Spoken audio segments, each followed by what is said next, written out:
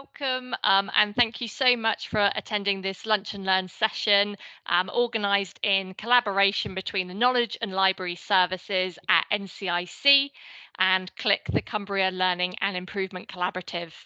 My name is Ashley Eaton and I am Network Lead for CLIC, and today we are joined by Clare Paling, who is the Development Officer for Active Cumbria.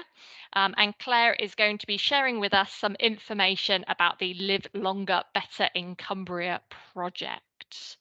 Click the next slide for me, Clare. So these lunch and learns are designed to be a relaxed and informal space for health and social care staff to come together and share their experiences. Next slide, please, Clare. Now, before we kick off, just some quick protocols. So when we get going, if you're able to switch off your webcam, that would be much appreciated. It helps with the recording of the session.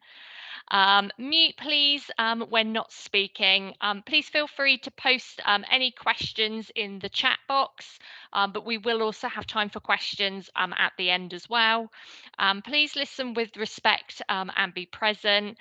Please pass on and share the learning that you gain from today, and also please spread the word about these sessions.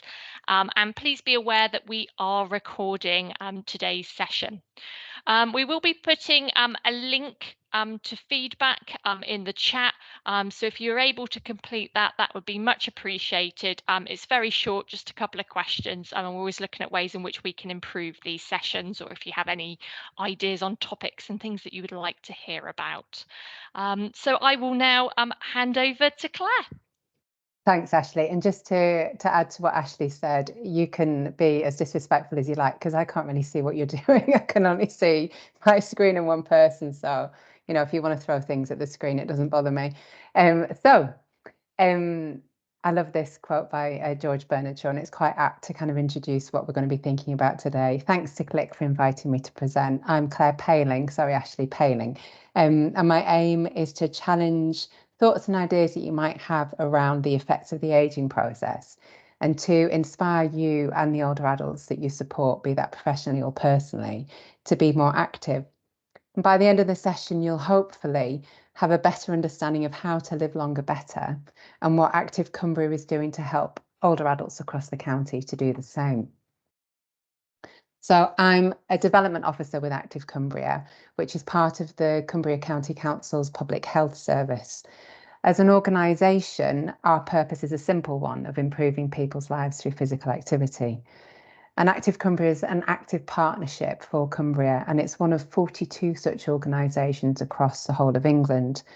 We've got a professional team that comprises both developmental and operational staff, and we're supported by an advisory board. Through leadership, expertise, insight and connectivity, we support lots of organisations to develop services and programmes to achieve a wide range of outcomes through increasing participation in physical activity and sport in communities across the whole of our county. And we believe that physical activity and sport have a major role to play in improving the health and well-being of residents in Cumbria. This infographic, which is available on our website, is based on the latest Active Lives survey data, and it shows the need for our work. You can see there's some stuff in red and some stuff in green, but if you actually look at the detail of the things in green, they're not great percentages overall. So this gives you an idea of how we compare nationally. As part of our process to secure the 5 years worth of investment that we got from Sport England, we have to focus on a limited number of priorities that derive the greatest impact and contribute to addressing the wider issues and challenges facing Cumbria. And the 4 priorities that have been selected are to support children in early years improve their physical literacy, ensuring the best start in life. To enable children, young people and families to develop a positive relationship with movement, and particularly those from our poorest communities.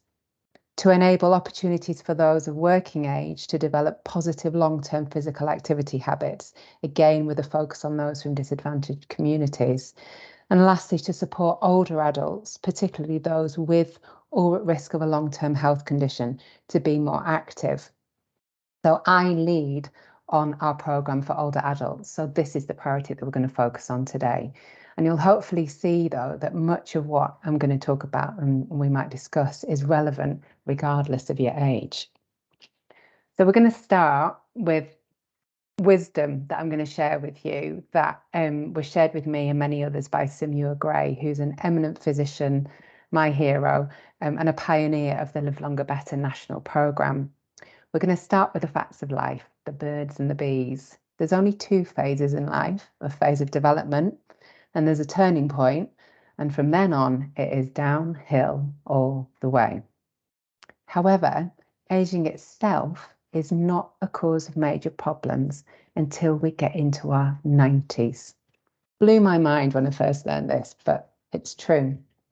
Obviously, you need a little bit of luck to avoid diseases that can't be prevented, and luck to be born to the right parents, potentially parents who are well off, or even more importantly, parents who see the value in education. There are two things that age does affect: your maximum capacity and your resilience. And a loss of resilience means that when a challenge comes, the effect is greater and the response is slower and less complete. And that challenge might be a trip or a stumble, or it might be a period of inactivity, such as what happened to us during lockdown. So it's a bit like having a deposit account that you can draw upon when something happens. So the longer we live, the greater the impact of challenges like inactivity and isolation. So from the turning point, which for most people is in their early 20s, when they get their first sitting job or get their first car, a fitness gap opens up between the best possible rate of decline and the actual rate of decline. The fitness gap can be closed at any age, but the more you're affected by the aging process, the longer it can take, so it's better not to lose it in the first place. Inactivity affects people more the more they're affected by the aging process. So in turn, you need to do more every year to stay physically active. Negative thinking based on wrong beliefs and pessimistic attitudes, which we call ageism, as well as other environmental factors, impact on how well someone will age. We need to change the culture and the way of thinking to be positive, no matter how tough things might appear to be. So this is what is happening to us as we age. The aging process itself has been blamed for the effects of loss of fitness, social factors, and disease, and it's those that actually impact on our ability as we age. But what does it mean for us as individuals? Well, we need a strategy in order to live longer better. We need a new agenda for older adults and for the adult population as a whole, you could argue. The familiar steps are things that you'll all know already about a Mediterranean diet, stopping drinking, limiting alcohol intake. That all remains relevant through adult life. But there are three additional bits of advice. Get even fitter, increase your brain ability, and find that sense of purpose. Disease may increase the best possible rate of decline. So, for example, a heart attack could damage the actual tissues of the heart. And of course, sometimes the treatment makes things go downhill even faster, what the medical profession now call the deconditioning syndrome. And this happened in lockdown as well. But fortunately, the Academy of Medical Royal Colleges produced a report called Exercise, the Miracle Cure. So activity therapy is now being prescribed alongside and sometimes instead of drug therapy and psychological therapy. So no matter how old you are, no matter how many long-term conditions you might have, you can close that fitness gap and stay above what we call the line. But you need to remember to remain positive. And in terms of fitness, there are three aspects: physical, cognitive, and emotional. For physical fitness, a simple guide to increase stamina is to have a 30-minute brisk walk every day. And that doesn't need to be 30 minutes straight out. That could be 3 lots of 10 or even 5 lots of 6. And in terms where we just say brisk, what we're describing is just enough to kind of notice a change in your breathing rate. For strength and suppleness and skill, it's great if you can join a group or a fitness class, but you also need to think about kind of using the time that you have available. So even just 12 minutes a day of exercises. 40 minutes a day if you're 80, or 15 minutes a day if you're over the age of 90, because remember, the older we get, the more we need to do. A strategy for looking after your brain is threefold: looking after the tissue itself, keeping a good blood supply to the brain, and increasing the way that it's used.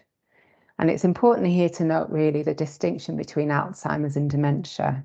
Alzheimer's disease is a cause of dementia that's untreatable, but there are other notable causes such as interruption of the blood supply to the brain, vascular dementia, and the loss of brain ability as a result of isolation and other social factors.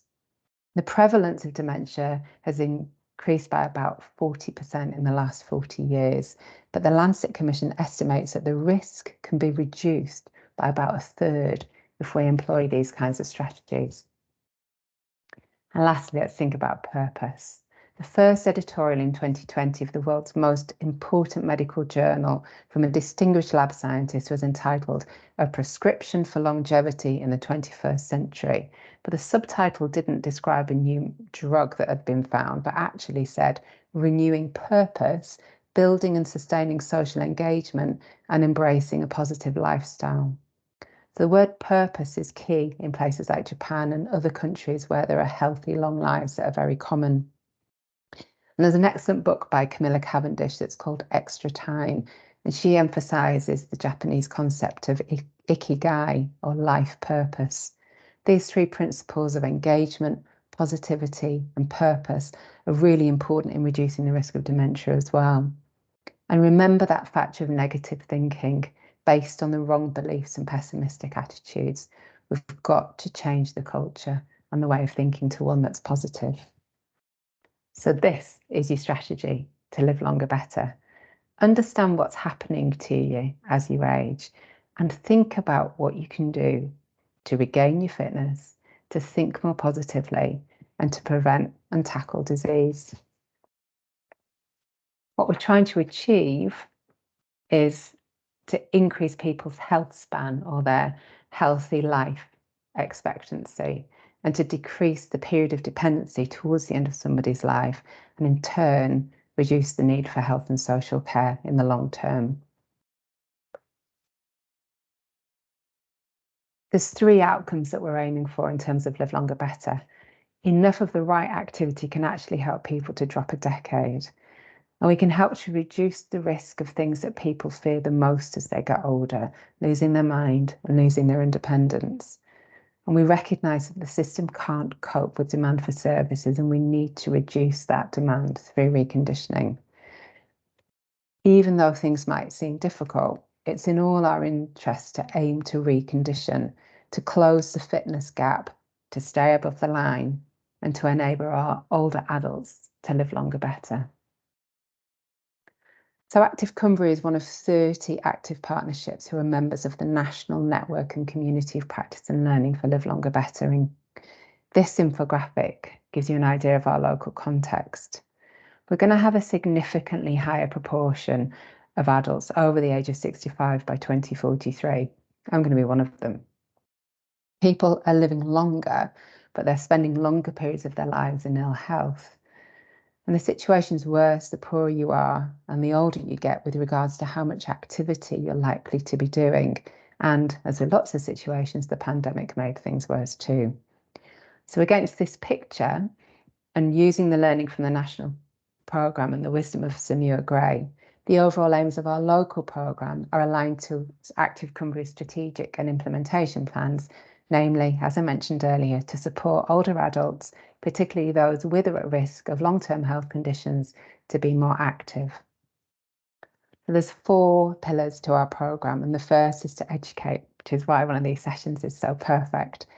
We've been conditioned to believe that decline is inevitable and to expect to have more done for and to us as we age.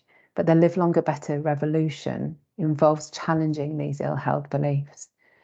And within this pillar, we want anyone and everyone who supports older adults to hear from Sir Muir Gray himself. There's some e-learning that's available through Learning with the Experts, as well as through campaigns that we will lead as the Active Partnership. Knowledge is power. Knowledge is the elixir of life. And we want to empower you and the older adults that you support to have the best understanding of how to age as well as possible. And the second pillar is activate.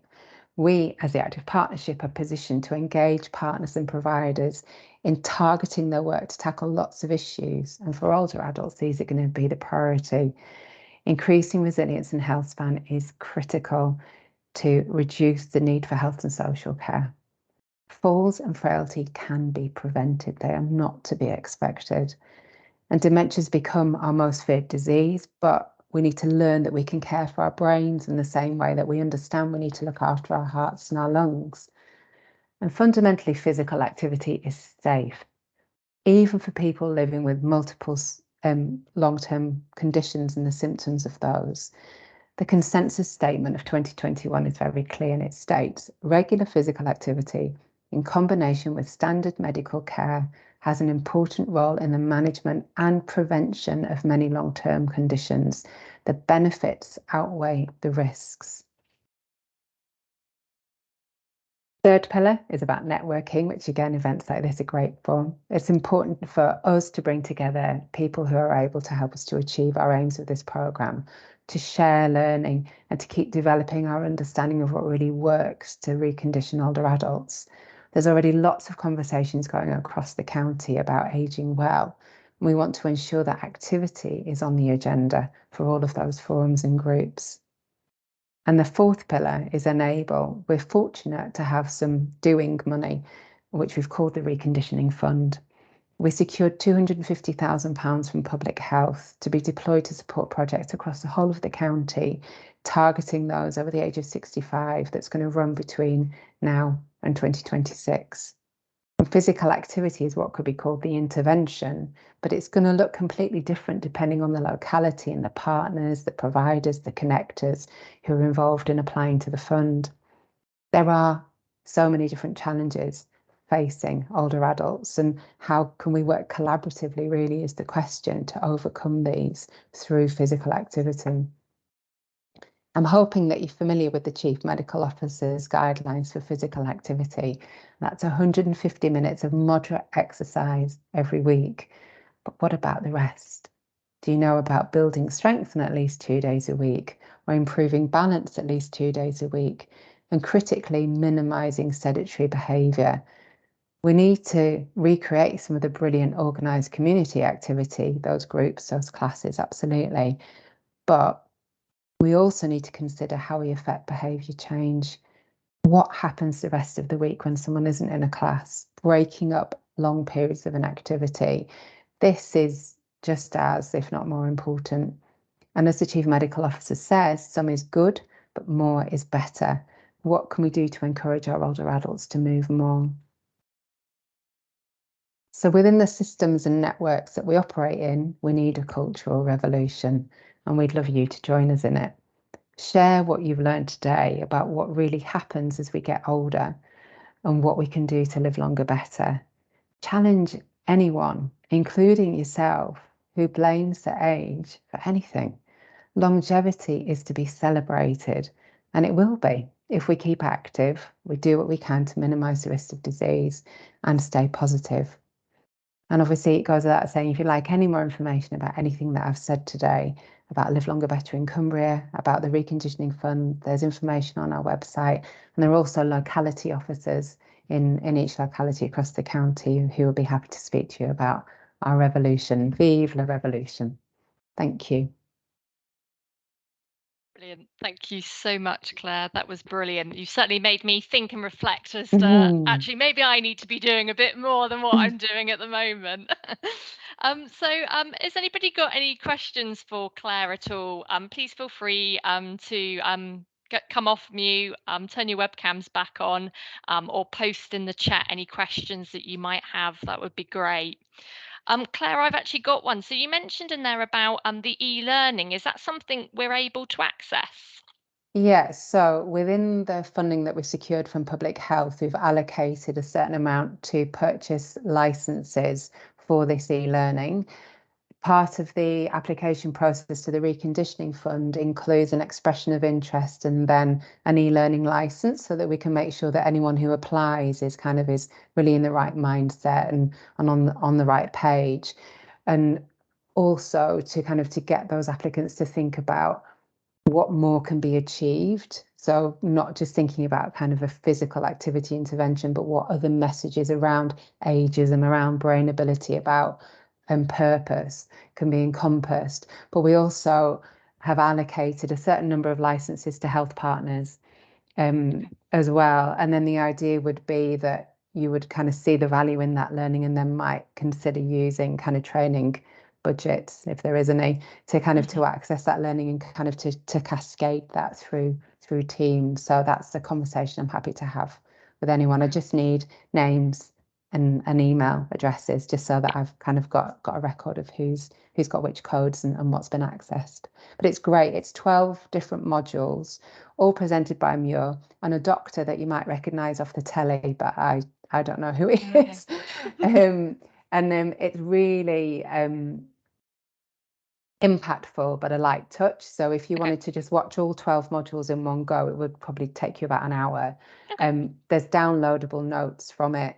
And there is homework, which kind of some of our applicants they've actually gone through the process of doing the homework as well, just to kind of increase their knowledge of what's available locally. Because a lot of this is about kind of joining dots. I've actually kind of recognizing that there's an audience with a need, and then identifying who's able to meet that need and how we can kind of bring those together.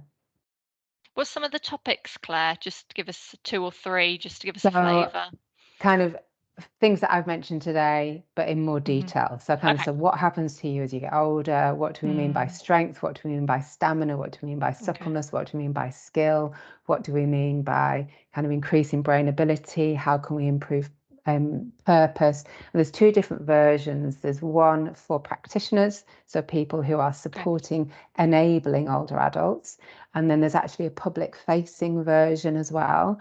So it might be that a particular service might think, well, do you know what, it would be worth investing in this learning for our service users, so that they can kind of have that better understanding and be involved and enabled to kind of to plan and be empowered to make changes for themselves in terms of how they're approaching kind of later life.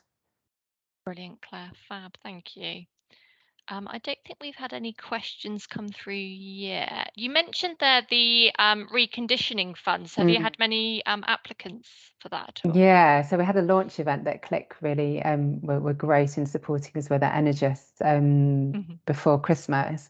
And then from that, I've had 24 expressions of interest. I know. Fab. I know. We've got a little bit of in-year spending. And then kind of the majority of the spend is for kind of years 1 to 3, which starts kind of the start of the next financial year.